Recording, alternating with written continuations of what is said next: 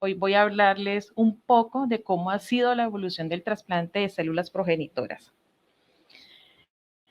Esta es nuestra agenda del día de hoy. Vamos a hablar algo de la hematopoiesis y su evolución, de la evolución en sí del trasplante, el rol que juega la enfermería en este proceso y algunas conclusiones.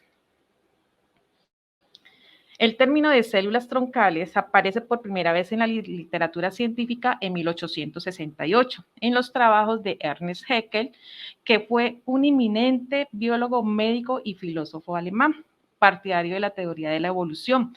Él elaboró en detallados diagramas los árboles filogenéticos para representar la evolución de los organismos. En este contexto, propuso el término célula troncal para denominar al organismo unicelular que habría sido el antepasado común de todos los organismos multicelulares. Durante la década de 1890, la noción de célula troncal fue llevada al campo de la embriología durante el desarrollo de la teoría de la continuidad del plasma germinal de August Weismann. De acuerdo a esta teoría, los organismos multicelulares se constituyen de células germinales que contienen y transmiten la herencia y de células somáticas que forman el resto del organismo y llevan a cabo las funciones corporales. Dentro de este contexto, Theodor Boveri, quien fue alumno de Ernest Haeckel, elaboró detalladas representaciones de las etapas tempranas del desarrollo embrionario, utilizando embriones de gusano ascaris. En las divisiones celulares tempranas del embrión, las células germinales primordiales se dividen en dos células hijas, una de las cuales mantienen el carácter de célula troncal, mientras la otra se diferencia a las precursoras de las células somáticas. Como podemos ver, ya a partir de este momento fueron descritas las características esenciales que definen hoy en día el concepto de células madres o troncales, como son la indiferenciación, la autorrenovación y la plasticidad. Las técnicas histológicas desarrolladas por Ehrlich permitieron identificar los distintos linajes de los leucocitos, dividiendo el campo del estudio de la hematopoiesis en dos bandos, los dualistas y los unitarios. Con el objetivo de comprender la fisiopatología de las anemias, Arthur Pappenheim se dedicó al estudio de la hematopoiesis en el desarrollo embrionario de anfibios en distintas etapas del desarrollo. Elaboró diagramas que representaban la célula precursora de la sangre, dando origen a los diversos linajes de las células hematopoyéticas. Y fue en uno de estos trabajos donde él propuso el nombre de célula madre para denominar el precursor común. Alexander Moksivov, que es un investigador ruso, fue quien oficialmente utilizó el término stem cell para nombrar a este precursor, reconociendo que esta célula precursora tendría las propiedades de indiferenciación, autorrenovación y plasticidad que ya habían sido descritas con anterioridad. En 1963, los canadienses Ernest Meckellet y James Theol pudieron demostrar experimentalmente la existencia de un precursor celular único que normalmente reside en la médula ósea de los adultos. Fueron capaces de demostrar que cada nódulo era originado por una única célula a la que llamaron unidad formadora de colonias. Esta célula indiferenciada era capaz de autorrenovarse, así como de dar origen a todos los componentes de la sangre, cumpliendo con las características de una célula madre y demostrando definitivamente la existencia de la célula precursora común de la sangre. Dicha unidad formadora de colonias sería llamada posteriormente célula madre hematopoyética, que además de las características de indiferenciación, autorrenovación y plasticidad que son comunes a todas las células madre, podíamos clasificarlas según su potencialidad de diferenciación en totipotente, pluripotente, multipotente y unipotente.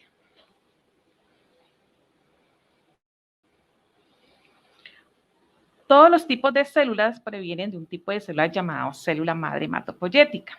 En el ser humano, la hematopoiesis, o sea, la formación y desarrollo de glóbulos rojos y blancos, se inicia en el saco vitelino embrionario durante las primeras semanas del desarrollo. Hacia el tercer mes de la gestación, las células madre hematopoyéticas migran del saco vitelino al hígado fetal y a continuación al vaso. Estos dos órganos tienen funciones mayores en la hematopoiesis desde el tercero al séptimo mes del embarazo. Después de este periodo, la diferenciación de la célula madre hematopoyética es en la médula ósea, que se constituye en el principal factor de la hematopoiesis. En un momento temprano de la hematopoiesis, la célula madre multipotente se diferencia a lo largo de una de las dos vías y da lugar a una célula progenitora linfoide o a una célula progenitora mieloide. La célula progenitora linfoide da lugar a las células B, T y NK. Y las células madre mieloides generan progenitores de glóbulos rojos, como los eritrocitos, glóbulos blancos como neutrófilos, eosinófilos, basófilos y monocitos, y células generadoras de plaquetas. Para seguir adelante, vamos a hablar brevemente de lo que es un trasplante de progenitores hematopoyéticos. El trasplante de progenitores hematopoyéticos es un procedimiento especializado y muy complejo. Es el tratamiento de elección de muchas enfermedades malignas y no malignas, congénitas y adquiridas del sistema hematopoyético. Las células progenitoras hematopoyéticas actúan como rescate de la hematopoiesis luego de terapias mieloablativas y no mieloablativas. Durante las dos últimas décadas, el uso del trasplante se ha expandido por todo el mundo y ha evolucionado en su tecnología. En gran medida, podemos decir que el trasplante se puede dividir en dos tipos.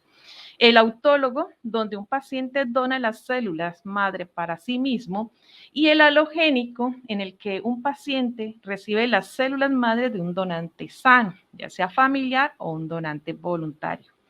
La literatura también habla del trasplante singénico, donde su donante es un gemelo univertilino. En esta línea de tiempo, que muestra los eventos importantes durante los primeros 20 años desde que se realizó el primer trasplante, tenemos las siguientes fechas importantes. Alrededor de 1956, Barnes propuso el uso de la radioterapia en ratones para tratar la leucemia. En 1962, Donald Thomas coloca en contexto el uso del metotrexate en la prevención de la enfermedad injerto contra huésped. También para esta época se comenzó el uso del dimetilsulfóxido para la conservación de las células y también se hizo el descubrimiento del complejo mayor de histocompatibilidad, entre otros avances. En esta otra gráfica tenemos los siguientes 30 años con muchas fechas súper importantes. No vamos a hablar de todas ellas, vamos a tocar algunas fechas que son de interés, que van mostrando cómo ha sido la evolución del trasplante, cómo el uso cómo ha llegado los nuevos agentes quimioterapéuticos, el uso de la ciclofosfamida post-trasplante, el uso del metotrexate y la ciclofosfamida en la prevención de la enfermedad injerto contra huésped.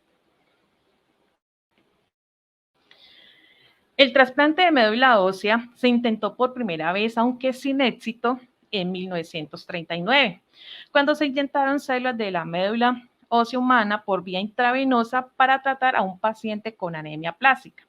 Este paciente recibía transfusiones de sangre diarias. Se intentó aumentar su recuento de leucocitos y plaquetas mediante una inyección intravenosa de médula ósea. Tras la Segunda Guerra Mundial y el uso de la bomba atómica, los investigadores trataron de encontrar formas de restaurar la función de la médula en la aplasia causada por la exposición a la radiación.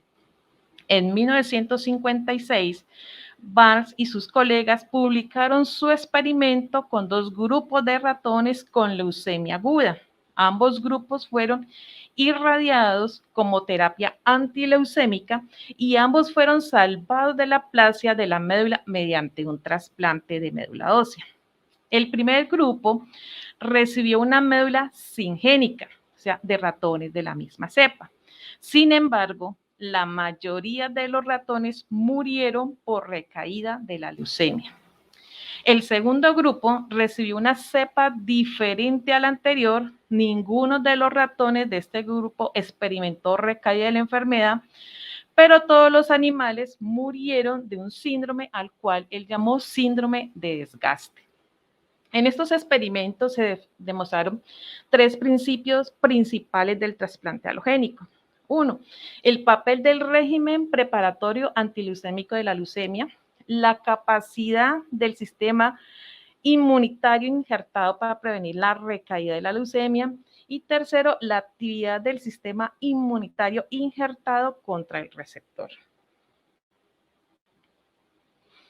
En este estudio de Donalds y Collins, de 1957, donde tenemos que el primer trasplante halogénico lo realizó Donna Stolma, ¿sí? Fue publicado en el New English Journal de Medicina el 12 de septiembre de 1957. Tenemos que en este estudio 6 pacientes fueron tratados con radiación y quimioterapia y recibieron una infusión intravenosa de médula ósea de un donante sano. Solo 2 pacientes injertaron y todos murieron a los 100 días del trasplante. En ese entonces no se sabía o se sabía muy poco sobre los antígenos de histocompatibilidad y nadie intentaba en ese momento de emparejar donantes y receptores.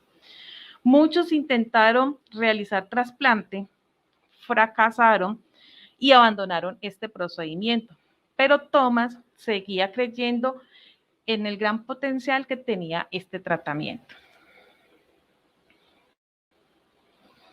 En este estudio de Donalds y Collins de 1962, los perros expuestos a radiación fallecían en 10 a 12 días por fallo medular. Algunos fallecieron por problemas intestinales y quedó sobre la mesa si el metotrexate puede ser útil para mantener el injerto. Se preveía que el metotrexato, como antimetabolito y fármaco depresor de la médula, interferiría con el crecimiento activo necesario para la repoblación de la médula por parte de las células infundidas. Se comprobó que no era así. Por ejemplo, se observó una rápida regeneración de la médula en 3 perros a los que se les administró una dosis moderadamente tóxica de metotrexato al 6º día después de la radiación.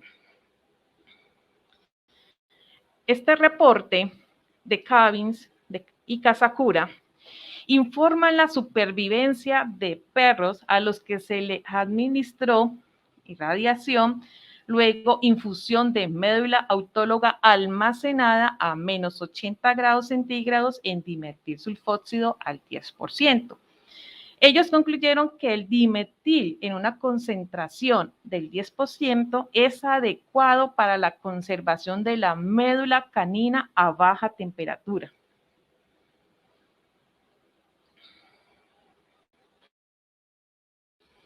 En este otro trabajo realizado en ratones por Deloche y Levy y reportado en 1962, se demuestra la eficacia del metotrexato para prevenir la enfermedad de injerto contra huésped.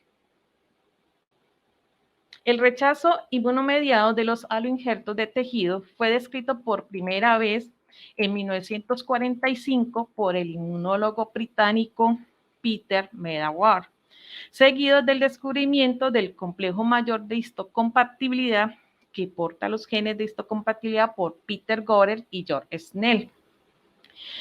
Y en 1958 se descubren los antígenos leucocitarios humanos, HLA, por Jean Doucet, John Van Ruth y Ross Payne. Mate, en 1959, logró llevar a cabo el primer trasplante halogénico duradero El paciente falleció por múltiples complicaciones, pero logró demostrar que la reacción de la médula ósea del donante contra la leucemia del huésped también podría eliminar las células cancerosas. Y a esto él lo denominó inmunoterapia adoptiva.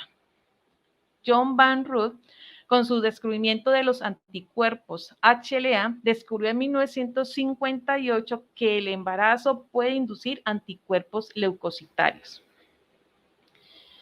Entre el año 1958 y 1968, de 203 pacientes que fueron trasplantados, 125 pacientes experimentaron el fracaso del injerto. 49 desarrollaron la enfermedad de injerto contra huésped, solo 11 lograron el injerte a largo plazo. Debido a estos resultados, pues el trasplante fue declarado muerto por muchos investigadores durante esta década. En la década de 1970 se hicieron muchos esfuerzos por mejorar las medidas de apoyo. Entre estas está como el uso de los antibióticos y los regímenes de acondicionamiento que fueran más eficaces. Pasamos de usar solo radioterapia a tener combinaciones de fármacos con efectos antitumorales, pero aún con muchos factores por vencer, como mejorar la reparación del ADN dañado. Debido pues a las múltiples mejoras en los diferentes contextos, el interés por el trasplante hacia la anemia aplásica y a la leucemia aumentó y aumentaron las tasas de supervivencia global. En 1977, el grupo de Seattle, en cabeza de Donald Thomas, informó de 100 trasplantes realizados con quimioterapia y radioterapia a 54 pacientes con leucemia mieloide aguda y en 46 pacientes con leucemia linfoblástica aguda.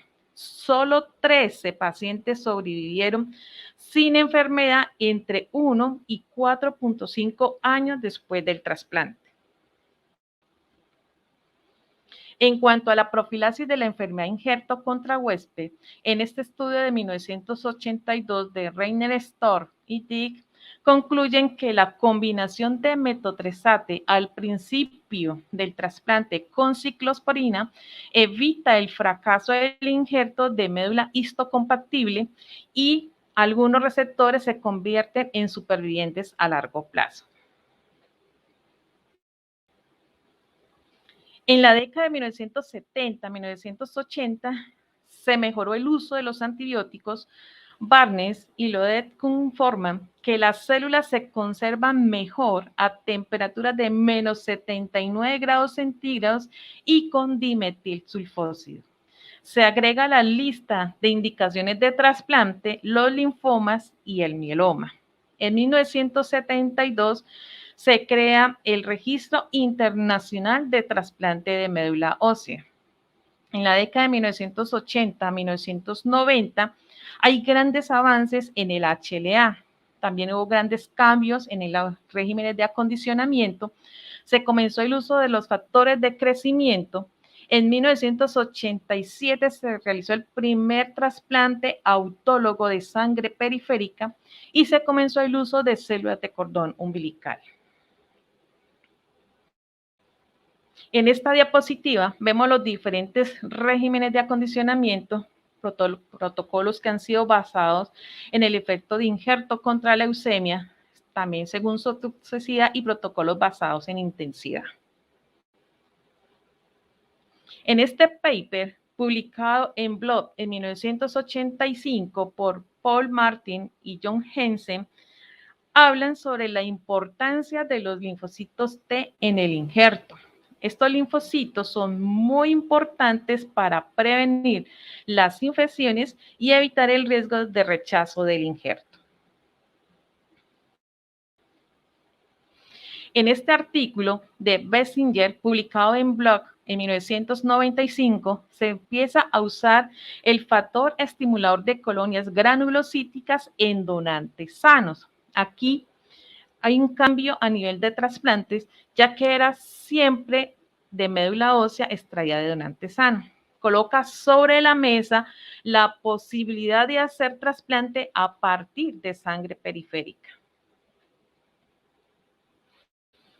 En este artículo del 2008 de Leo Lesnick y su grupo evaluaron la seguridad y eficacia de la ciclofosfamida post-trasplante en dosis altas para prevenir el rechazo de injerto y la enfermedad de injerto contra huésped después del acondicionamiento no mieloablativo y el trasplante de médula ósea repleta de células T de HLA parcialmente compatible de donantes relacionados. Además, la ciclofosfamida post-trasplante no afecta el injerto debido a que las células CD34 positiva expresan altos niveles de aldehído deshidrogenasa 1, que es el principal, por decirlo así, inactivador de la ciclofosfamida en el organismo. Aquí se abre la era de la utilización de la ciclofosfamida post-trasplante en el trasplante haploidéntico. En esta otra línea de tiempo quiero resaltar algunos hechos importantes como el primer trasplante de sangre de cordón umbilical en un paciente con anemia de Fanconi, el primer trasplante de sangre de cordón umbilical en adultos por leucemia. También comienzan a aparecer nuevas estrategias o nuevos roles como los roles de las células NK en el injerto contra leucemia, el rol de las células T reguladoras en la inmunomodulación y en el 2013 el uso de las CAR T-cell para la leucemia linfoblástica aguda. No sé si podemos decir que el futuro de este procedimiento está en mejorar la eficacia de este y en reducir la toxicidad, en poder realizar trasplante con más efecto, injerto contra leucemia, pero sin recaída, pero que sí van a llegar nuevas terapias como las de las células T receptoras de antígenos quiméricos, CAR T-cell, que ya para el 2017, ¿sí? También incluye el linfoma no Hodgkin de células B y la leucemia linfocítica crónica.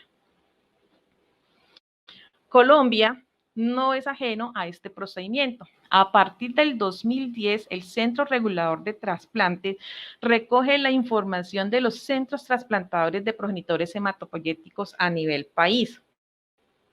Por lo cual, en el año 2010 se realizó una reunión con las entidades que en el país tenían programa de precursores hematopoyéticos para dar inicio a la recopilación de datos sobre la obtención y distribución de progenitores hematopoyéticos.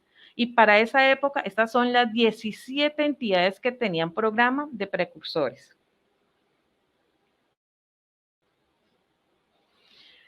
Aquí en este slide se relacionan los datos remitidos para ese año del 2010 de las 5 instituciones que dieron sus reportes. Se hicieron en ese año 100 trasplantes autólogos y 71 trasplantes halogénicos. Según el reporte del Instituto Nacional de Salud, en Colombia, para el año 2017-2019, este es el número de trasplantes realizados según el tipo, autólogo, halogénico o haploidéntico. En la página del Instituto Nacional de Salud, solo hay datos reportados hasta el 2019, donde 16 IPS trasplantadoras reportan su actividad ante el Instituto Nacional de Salud. Para el 2019, estas son los principales diagnósticos por los cuales se trasplanta en nuestro país. Tenemos en primer lugar mielomas con un porcentaje del 28.1%, seguido de linfomas, luego leucemia linfocítica aguda, luego leucemia mieloide aguda. Este slide es creación propia con datos obtenidos de la página del Instituto Nacional de Salud a través de los informes anuales. Vemos que el trasplante autólogo es el que más se realiza en el país y el crecimiento que ha tenido los trasplantes haploidénticos a medida que pasan los años. Pero ¿cuál es el papel de enfermería en este proceso? Podemos hablar de dos momentos importantes a lo que lo he llamado pre-Flores Nightingale, que viene desde la Edad Media con el soporte que se le brindaba a los soldados de la guerra o ejerciendo el papel de matronas o el papel de nodrizas. Y un segundo momento que he llamado post-Flores Nightingale, que dentro de todos los grandes aportes y cambios que propuso, creía que para mantener una atención sanitaria adecuada era necesario disponer de un entorno saludable, con aire puro, con agua pura, alcantarillado eficaz, limpieza y luz adecuadas, componentes que aún siguen teniendo vigencia. La enfermera de trasplante, hago referencia tanto al grupo de auxiliares que son súper valiosas como al grupo fundamental que son las enfermeras que aplican además cada una desde su rol los conocimientos adquiridos y los cuidados generales, también los cuidados específicos que van a depender del tipo de trasplante, sin olvidar ese ser que tenemos al frente, que está en un estado de vulnerabilidad y que no solo enfrenta a una patología, sino que tiene a su alrededor todo un contexto psicológico, socioeconómico y cultural. Por lo tanto, la enfermera de trasplantes juega un papel importante en todas las fases del proceso, brinda atención a los pacientes e imparte educación tanto a él como a su familia con el fin de prevenir complicaciones y promover el autocuidado. Como conclusiones, podemos tener que los diferentes regímenes de acondicionamiento permiten realizar trasplantes a pacientes con patologías que no es deseable añadir comorbilidad por las altas dosis de quimioterapia, que el trasplante haploidéntico es una opción factible en nuestro medio para aquellos pacientes que no tienen un donante HLA idéntico, que es de gran importancia llevar un registro nacional, regional o institucional de la actividad de trasplante, que el trasplante de progenitores hematopoyéticos sigue evolucionando, no es estático, y el papel fundamental que juega el personal de enfermería en la evolución de los pacientes y su sentido de humanismo. Este solo fue un abrebocas. Los invito pues a revisar cómo ha sido la evolución del trasplante, ya que se me puede haber quedado sobre el tintero algunos eventos muy importantes. ¿Sí? Y quiero cerrar con esta frase de William von Humboldt: solo quien conoce el pasado tiene un futuro. Mil gracias.